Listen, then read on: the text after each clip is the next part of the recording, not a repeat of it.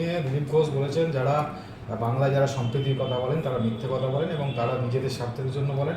যারা সম্প্রীতির বার্তা দেন তাদের রক্তের দোষ আছে। বাংলার কথা বাদ দিলাম, কদিন আগেই মুসলিম ধর্মের ধর্মীয় অনুষ্ঠান পবিত্র ঈদুল ফিতর গিয়েছে, যে বাংলাদেশে দিলীপ ঘোষদের ভাষায় হিন্দুদেরকে নাকি কেদা অত্যাচার হচ্ছে, মেরে ফেলছে, কেটে ফেলছে, দিলীপ ঘোষদের ভাষায়, শুভেন্দু অধিকারীদের ভাষায়।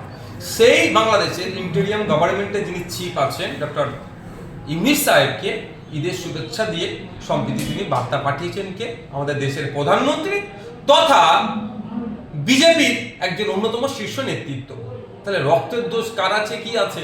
বাংলাটা বাদই দেন না, তাদের শীর্ষ নেতৃত্বদেরকে জিজ্ঞাসা করুন। তাহলে দিলীপ ঘোষ মহাশয়দের কাছে কোনো আর ইস্যু নাই, এই হিন্দু মুসলমান করতে হবে, সম্প্রীতি কিভাবে নষ্ট হয় সেটা করতে হবে, ঐক্য কিভাবে বিনষ্ট হয় সেই নিয়ে দেখবেন এরা বেশি পড়ে আছে।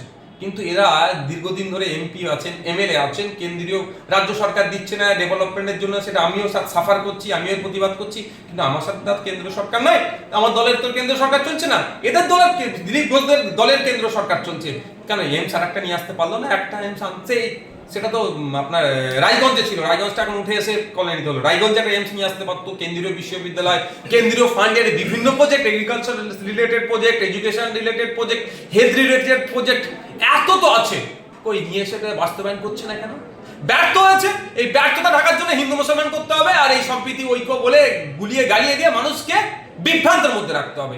2026 সালে মানুষ প্রস্তুত নিয়ে নিয়েছে এখন থেকে এই তৃণমূল বিজেপির বাইনারি ভাঙবে, তৃণমূল বিজেপিকে বাংলা থেকে শূন্য করবে।